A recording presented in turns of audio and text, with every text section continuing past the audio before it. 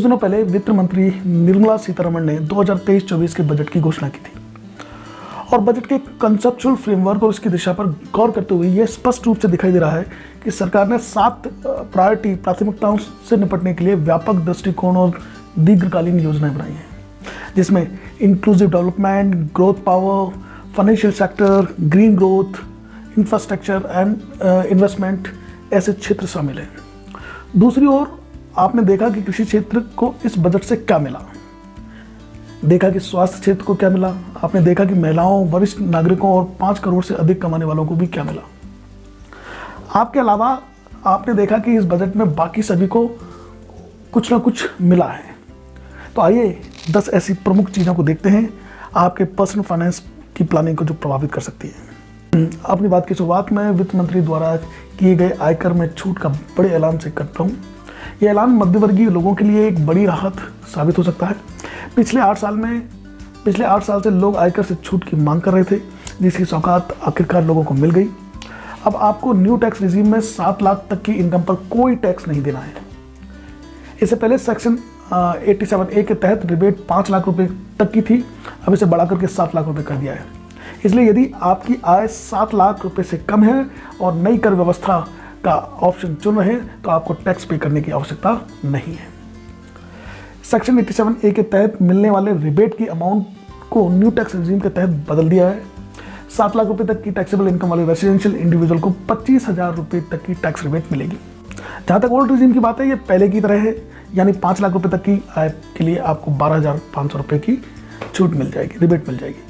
लेकिन लोगों के मन में एक बड़ा सवाल है ओल्ड टैक्स रिजीम या न्यू टैक्स रिजीम को लेकर। ये जरूर बना हुआ है कि न्यू टैक्स रिजीम को उन्हें अपनाना चाहिए या फिर पुरानी टैक्स रिजीम को। ऐसे में इस बड़ी मुश्किल का आसान और सरल भाषा में जवाब हम आपके लिए लेकर आए हैं। इसके लिए आपको हमारे दूसरे वीडियोस देखने पड़ेंगे, जिनकी लिंक डिस्क्रिप्शन बॉक्स में दे रखी है। दूसरी बात जो इस बजट में आप और मुझ जैसे टैक्स पेयर्स को आकर्षित करती है वो है न्यू टैक्स रिजीम में टैक्स रिबेट में होने वाले बदलाव। न्यू रिजीम में सुधार किया गया है और इसे टैक्स पेयर के लिए अधिक आकर्षक बनाने की कोशिश की गई। इसी के चलते जहां इससे पहले न्यू टैक्स रिजीम के तहत 2.5 लाख रुपए से शुरू होने वाले 6 टैक्स स्लैब थे, अब टैक्स स्लैब की संख्या घटा करके 5 कर दी गई। अब आपको न्यू टैक्स रिजीम के तहत 3 लाख रुपए तक की इनकम पर कोई टैक्स देने की जरूरत नहीं है। वहीं 3 से 6 लाख रुपए की इनकम पर 5% के रेट से टैक्स लगेगा। 6 से 9 लाख रुपए की आय पर 10%, 9 से 12 लाख रुपए पर 15%, 12 से 15 लाख रुपए पर 20% और 15 लाख रुपए या उससे अधिक की आय पर 30% की रेट से टैक्स लगेगा। याद रखें कि ओल्ड टैक्स रिजीम में कोई बदलाव नहीं हुआ है। अब स्टैंडर्ड डिडक्शन का लाभ न्यू टैक्स रिजीम में भी उपलब्ध होगा। सैलरी क्लास और पेंशन तथा फैमिली पेंशन वाले लोगों को पुरानी टैक्स व्यवस्था में स्टैंडर्ड डिडक्शन का लाभ मिला करता था। अच्छी खबर यह है कि अब यही एकमात्र कटौती है जो नई टैक्स व्यवस्था में भी दी जाएगी। अब नई टैक्स व्यवस्था में भी एक ऐसी छूट उपलब्ध होगी जो टैक्सेबल इनकम से घटाई जा सकती है।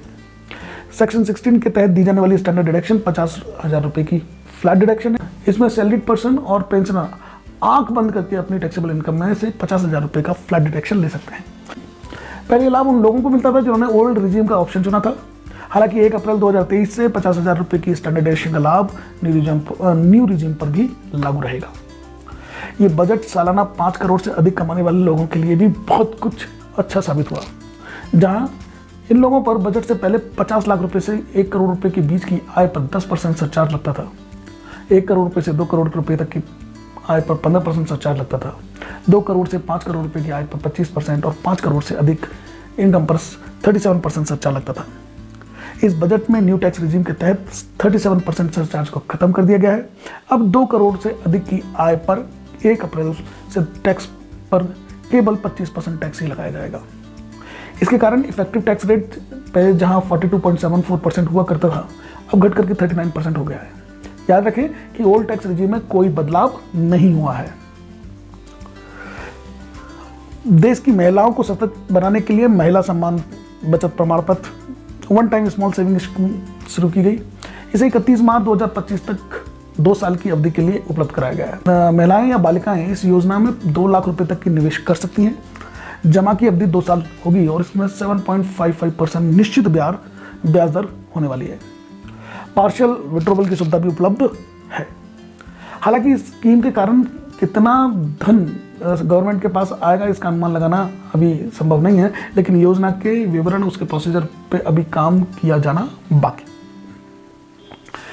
वरिष्ठ नागरिकों को इस साल में 2 बार अच्छी खबर मिली।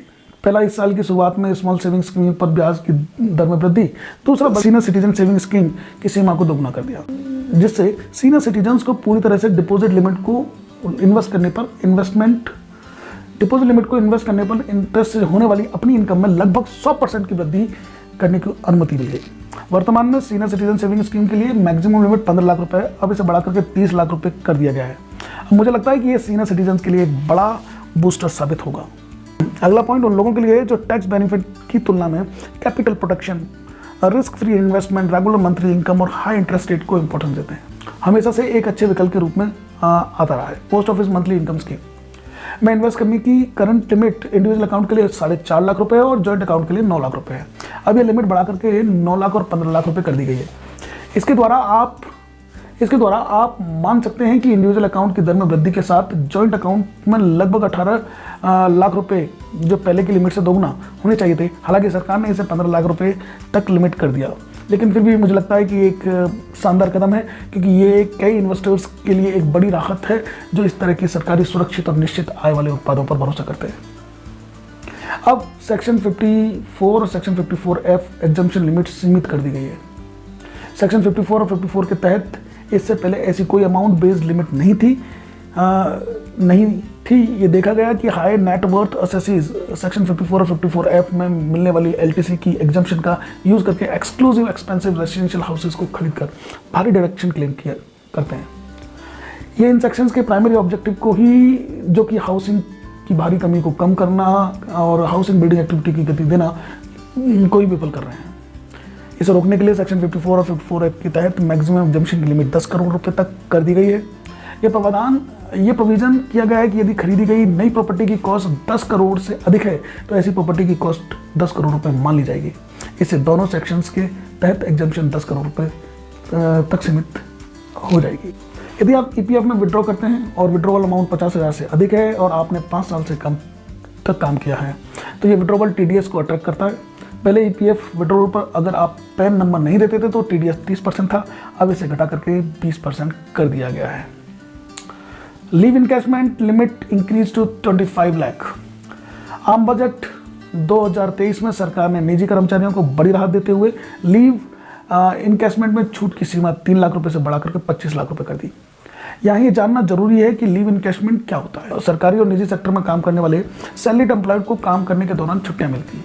ये छुट्टियाँ सिक लीव, कैजुअल लीव्स और अर्न लीव के रूप में होती हैं। इसमें से कुछ छुट्टियाँ तय समय के दौरान ना लेने पर अपने आप खत्म हो जाती हैं, लेकिन कुछ छुट्टियाँ ना लेने की स्थिति में खत्म नहीं होती हैं और अगले साल की छुट्टियों में जुड़ जाती हैं। इस तरह जब आप नौकरी से रिटायर होते हैं या फिर इस्तीफा देते हैं तो इन छुट्टियों को कैश करा सकते हैं। इसे ही लीव इनकैशमेंट कहा जाता है। लीव इनकैशमेंट से मिलने वाली रकम पर सरकार टैक्स लगाती है। इसी टैक्स की छूट की सीमा को 3 लाख से बढ़ा करके 25 लाख कर दिया गया है। यहाँ बता दें कि अगर आप जॉब में रहते हुए कोई कर्मचारी छुट्टियों का इनकैश कराता है तो ऐसी उसे सैलरी का हिस्सा माना जाएगा और उस पर कोई छूट नहीं मिलती है, पूरा अमाउंट टैक्सेबल होगा। यदि आप किसी कंपनी के लिस्टेड नॉन कन्वर्टेबल डिबेंचर्स में इन्वेस्ट करने की सोच रहे हैं तो याद रखें कि अब नए टैक्स लॉ में लिस्टेड नॉन कन्वर्टेबल डिबेंचर्स पर इंटरेस्ट पेमेंट पर अवेलेबल TDS की एग्जम्पशन को वापस ले लिया गया है। पर टैक्सेशन से संबंधित बाकी सभी प्रोविजंस पहले की ही तरह, सिवाय इसके कि पहले डीमेट फॉर्म में रखे गए NCDs के लिए कोई TDS डिडक्शन नहीं थी, जबकि फिजिकल फॉर्म में NCDs जिन पर एनुअल इंटरेस्ट पेमेंट 5,000 से अधिक मिलता था उन पर TDS डिडक्ट किया जाता था। अब आपको अपने इनकम स्लैब के अनुसार TDS का पेमेंट करना होगा, इसलिए अब आपको लिस्टेड NCDs से इंटरेस्ट TDS के बाद ही प्राप्त होगा। यदि आप LIC का कोई भी ट्रेडिशनल प्लान, एंडोमेंट प्लान या मनी बैक प्लान लेने की सोच रहे हैं और चाहते हैं कि मैच्योरिटी पर कोई टैक्स ना लगे तो एनुअल प्रीमियम 5 लाख से कम ही रखना, क्योंकि ट्रेडिशनल लाइफ इंश्योरेंस पॉलिसी जिनका प्रीमियम 5 लाख से ज़्यादा रहेगा अब टैक्स फ्री नहीं रहेंगी। न्यू टैक्स रिजीम में इंश्योरेंस की प्रीमियम पर छूट ATC में नहीं मिलेगी, लेकिन मैच्योरिटी पर मिलने वाली छूट मिलेगी। लेकिन ओल्ड रिजीम में ये दोनों मौजूद हैं। हालांकि अगर 5 लाख से ज़्यादा का प्रीमियम भरते हो तो आपको इसका लाभ न्यू टैक्स रेजिम में नहीं मिलेगा। पॉलिसी होल्डर की मृत्यु के मामले में प्राप्त बीमा राशि ही एकमात्र ऐसा अपवाद है जब पूरी इनकम पे कोई भी टैक्स नहीं लिया जाएगा। एट लास्ट इन सभी को ध्यान में रखते हुए हम मान सकते हैं कि सरकार एक तरह से आक्रामक रूप से न्यू टैक्स रिजीम को अपनाने के लिए जोर दे रही है। मुझे उम्मीद है कि संदेश हम सभी के लिए स्पष्ट है। अगर आपको इस वीडियो से कुछ नया मिला है, कुछ नया सीखा है, तो इसे शेयर करना मत भूलना। आप सभी के साथ अपने विचार और राय साझा करना मुझे प्रभावित करता है, अच्छा लगता है। क्या आपको भी ऐसा लगता है? कृपया अपने कमेंट और फीडबैक जरूर दें। सुनने के लिए धन्यवाद। फिर मिलते हैं अगले वीडियो में। नमस्कार।